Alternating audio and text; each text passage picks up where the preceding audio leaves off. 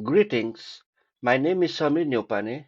On behalf of my co-authors, I am going to present our work titled Momentary Stressor Logging and Reflective Visualizations: Implication for Stress Management with Wearables. After 2 decades of research aimed at real-time stress detection, commercial wearables such as Fitbit and Garmin now use passive physiological data for stress detection. These capabilities are contributing to improving stress management in two key ways. Firstly, passively collected data is utilized to generate visualizations for self-reflection. Secondly, passive stress detection is leveraged to deliver interventions precisely during stressful moments. However, to enhance the effectiveness of such interventions, participants in these studies express a desire for these interventions to align with the stressor. However, current AI models are unable to detect stressors from sensor data automatically. The primary goal of this work is to address how momentary stressors can be collected. The second goal involves exploring ideas to incorporate stressors into visualization, transforming them into potentially impactful reflective intervention. Next, we discuss about challenges associated with these two goals. Requiring participants to input stressor multiple times a day over 100 days can lead to a heightened physical burden and fatigue. Moreover, individuals may lack the cognitive capacity to engage in self-reporting during moments of stress. Additionally, the recall of stressor tends to diminish over time, further adding to mental burden of remembering the stressors. The cumulative effect of increased physical and mental burden may contribute to low user retention. In addition, the study involves collecting diverse data types including stress scores, stress ratings, stress duration, stressors, locations, day of week, and time of day. Looking at the association between these data types, each stressor is associated with stress score, rating, and duration, along with location, day of week, and time of day. As a reference of the study, where there were around 1500 unique stressors and 400 unique locations, the total possible combination across all data types are above 50 million. This presents the first challenge, managing the magnitude and diversity of collected data. The second challenge is to tailor visualization to types and amount of data, aiming to create simple and insightful visualizations for participants to facilitate self-reflection. Next, we look at the overall study design of the mood study. Participants wore smartwatch which used a pre-trained stress model used in Q's of smartwatch app to detect physiological events indicative of physiological activation. Upon detection of physiological events, these events were sent to a smartphone via Bluetooth. Soon after the detected event was concluded, participants were prompted so that the memory of stressor would still be fresh, but they would also have recovered from the recent physiological event. Participants were asked to rate their stress and log the momentary stressor if they rated the event as stressful. We used predictive autocomplete to limit the self-report burden. Sensor data and self-report data were transferred to the cloud server in real time.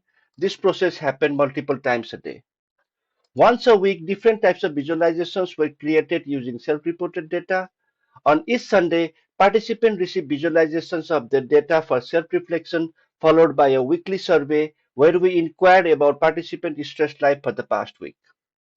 At the end of the study, we invited participants for an exit interview during which we collected participant feedback regarding their interactions with the mood study apps, experience with the visualizations, and any goals or behavioral changes initiated throughout the study. Next, we look at our design approach to create 16 types of visualizations that were meant to serve as a personal informatics system.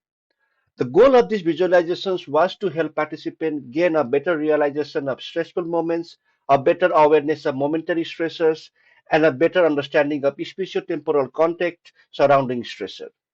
They incorporate the four data elements and aim to encode patterns over this data to facilitate 7 insights and comparisons facilitated via interactivity in the visualization. Given the large number of combination of data elements and insights and the diversity among them, we selected templates for visualization that suited each purpose.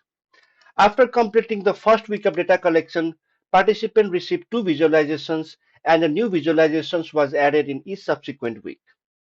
By incorporating cumulative data into each visualization, participants could see how their stress patterns evolved over the study duration. The type and amount of data dictated the ordering of visualizations for them to be meaningful. We report data from 122 participants who contributed at least one stressor during the study. Participants received an average of 5.2 prompts per day and they responded to 3.86 prompts per day, and an average of 1.62 stressors were reported per day, resulting in 11,222 stressors. 1,057 weekly surveys were completed and 46 participants participated in the exit interview. We analyzed the participant retention in our study via a survival plot to understand the potential of sensor-prompted stressor login and a weekly visualization to keep participants engaged for 100 days. At the 30-day mark, user retention rate was 81%, which is 25 times than average 30-day retention rate found in an analysis of mental health apps with 10,000 or more installs. Next, we look at the results. In general, stress is associated with two measures: how severe and frequent are the stressful moments.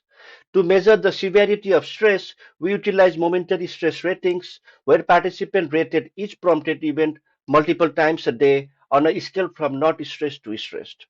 We then computed the weekly average for each participant to compute the perceived intensity of prompted events, which we call stress intensity. To measure the frequency of stress events, we utilize weekly surveys where participants were asked to indicate number of times they experienced stress in the past week each day. We use this value as a metric of stress frequency. Linear mixed models with two random effects shows the statistically significant decreasing trend in stress intensity from week 1 to week 14. Similarly, linear mixed models show a statistically significant decreasing trend in stress frequency from week 1 to week 14. Overall, momentary stressor logging and reflective visualizations contributed to a reduction of stress intensity from unsure to probably not stressed and 10 fewer stressors a month. Next, we look at the changes in self-awareness of stress and stressors during the study. In a pre-study survey, participants were asked what motivated you to join the mood study. 81% of the users were interested in tracking stress patterns, and 72% wanted to become more aware of stressors. In the weekly survey, participants were asked what impact did the most recent visualizations have on you. A large majority reported either an improved awareness of stress patterns or an improved contextual understanding of stressor. We observed that 61% of the participants mentioned being motivated to work towards reducing their stress. Next, we observed that 44% of the participants mentioned taking specific actions to reduce their stress. Finally, 42% of the participants mentioned that the visualization helped them see the reduction in stress due to their behavioral change. And 34% of the participants said it reinforced the benefits of their recent behavioral change.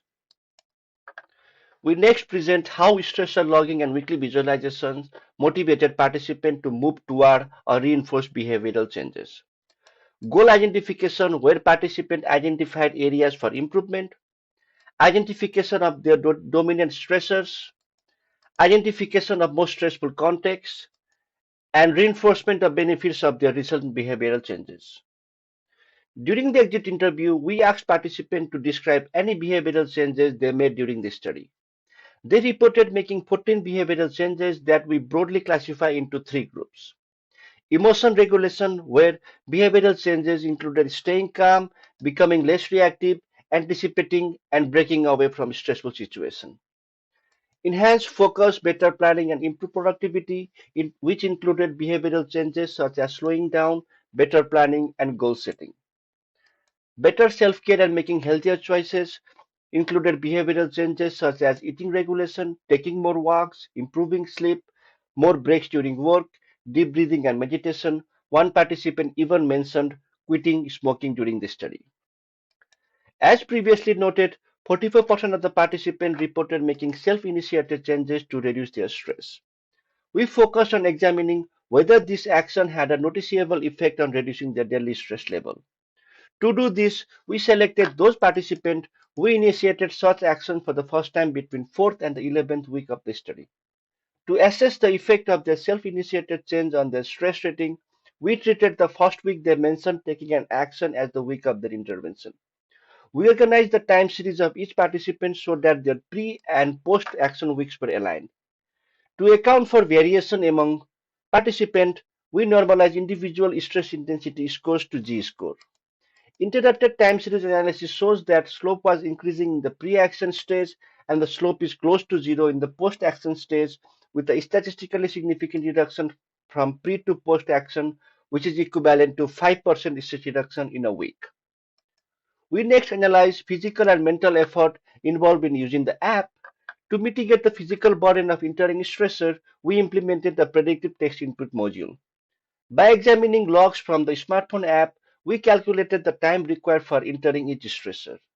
The figure shows a notable reduction in time taken for stressor entry as participants engage with the app over time.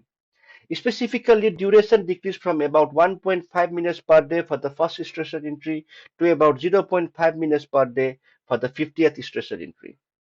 Another facet of burden is the mental effort associated with recalling stressor. In our weekly survey, participants were asked to rate the ease of recollecting their daily stressor from the past week. The figure illustrates that the score consistently hovered around 2, indicating easy, suggesting that recalling stressor did not impose a significant burden. This finding aligns with the intuitive expectation that as physical effort decreases over time, mental burden also diminishes. We examine the responses to 5 questions concerning the app's utility from the exit survey. The figure shows the distribution of participant rating for each question. The scores reveal a very high level of satisfaction among participants, with many reporting tangible real-life benefits from visualizing their data. Notably, despite the absence of monetary incentive, the app received an 85% approval rating, where participants expressed a willingness to recommend the apps to friends and family. This suggests that the intrinsic utility and reduced burden of the app likely played a pivotal role in user retention. In summary, despite the physical and mental effort required, our study demonstrated the feasibility of stressor logging with a 25-fold increase in retention rate by employing innovative methods to elevate the burden and enhance utility. Exploration of the mechanism behind stress reduction shows that stressor logging and weekly visualization help participants become more aware of patterns in their stress and stressors and identify what they needed to work on. Next, we draw the following 3 design implications for stress tracking apps: focus on stressor, insightful visual summaries, and matching intervention to sources of stress.